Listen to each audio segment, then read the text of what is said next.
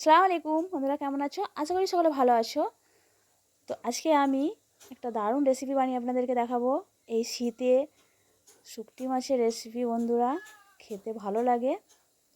তো শুকটি মাছ দিয়ে আজকে আমি গিমে শাকের একটা দারুণ রেসিপি বানিয়ে আপনাদেরকে দেখাবো। অনেকেই গিমে শাক খেতে ভালো পছন্দ করেন, অনেকেই খেতে পছন্দ করেন না। তো এইভাবে একবার বাড়িতে বানিয়ে খেয়ে দেখবেন, যারা পছন্দ করে না তারাও খেতে পছন্দ করবে, খেতে দুবারা খেতে চাইবে, এত টেস্ট হয়।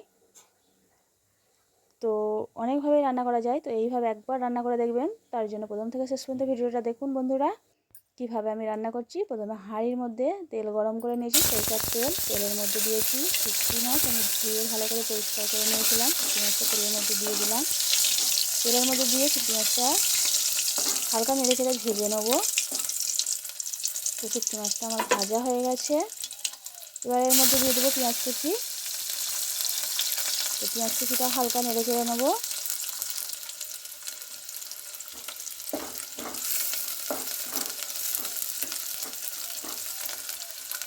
পেঁয়াজটা আমি হালকা নেড়ে চেড়ে নিলাম। এবার কেটে ধুয়ে রাখা আলুগুলো দিয়ে দেবো।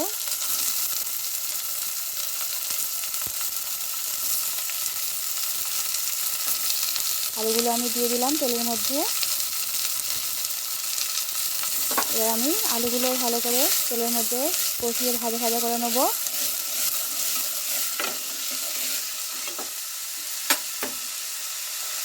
এর মধ্যে স্বাদ মতো লবণ দিয়ে দেবো।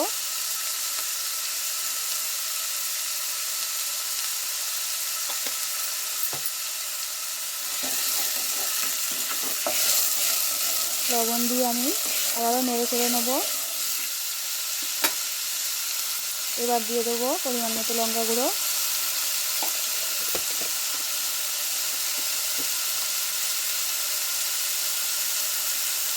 হলুদ গুঁড়ো দিয়ে দিলাম পরিমাণ মতো।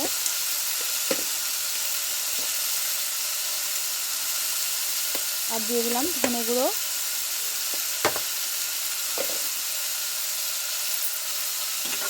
এবার আমি মশলার সঙ্গে আলু কষিয়ে নেব।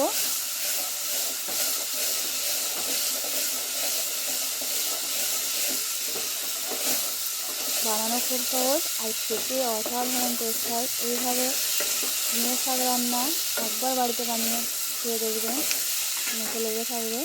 মাছ মাংস তো ডেলি খাওয়া হয়, সবার বাড়িতেই এখন হয় মাছ মাংস ডেলি। তো মাঝে মধ্যে এরকম পিঠে গিমে শাক রান্না করে খেয়ে দেখবেন।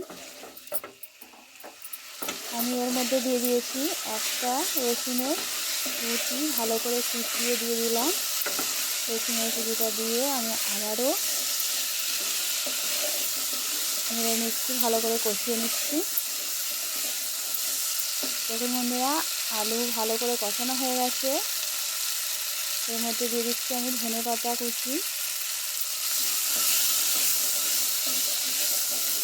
তেল ছেড়ে গেছে একদম, মশলা থেকে আলু থেকে ভালোভাবে তেল তেলে হয়ে গেছে। এবার আমি কেটে ধুয়ে রাখা শাকগুলো দিয়ে দিচ্ছি।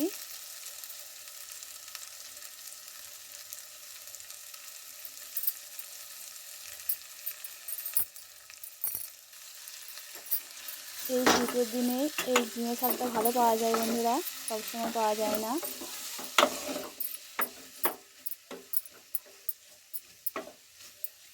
তো ঝিঙে শাকটা আমি দিয়ে দিলাম।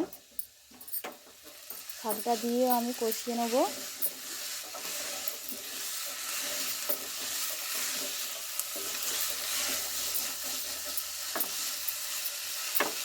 এই শাকের মধ্যে বন্ধুরা অল্প কিছু ধনেপাতা কুচিয়ে দিয়ে দেবেন, খেতে অসাধারণ লাগে।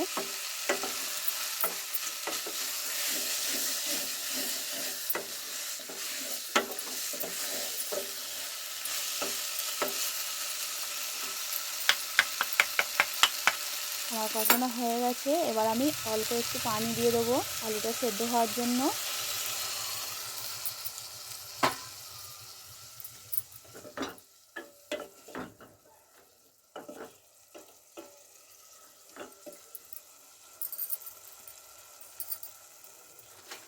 এবার আমি ঢাকা চাপা দিয়ে সেদ্ধ হতে দেবো। তো দেখুন বন্ধুরা, এবার ফুটে গেছে, এর মধ্যে আমি দিয়ে দিচ্ছি একটু সরিষা বাটা, 1 চামচ মতো আমি সরিষা বাটা দিয়ে দিলাম। সরিষা বাটা দিয়ে আমি ঢাকা চাপা দিয়ে দিয়েছিলাম। দেখুন বন্ধুরা, রান্নাটা প্রায় হয়েই এসেছে। রান্নাটা আমার হয়ে গেছে, আলুও খুব ভালো করে সেদ্ধ হয়ে গেছে। তো দেখুন এবার রান্নাটা কেমন হয়েছে।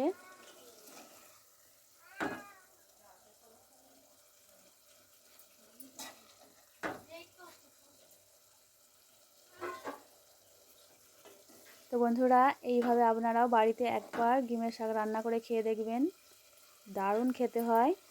সকলে ভালো থাকবেন। ভিডিওটা দেখার জন্য ধন্যবাদ।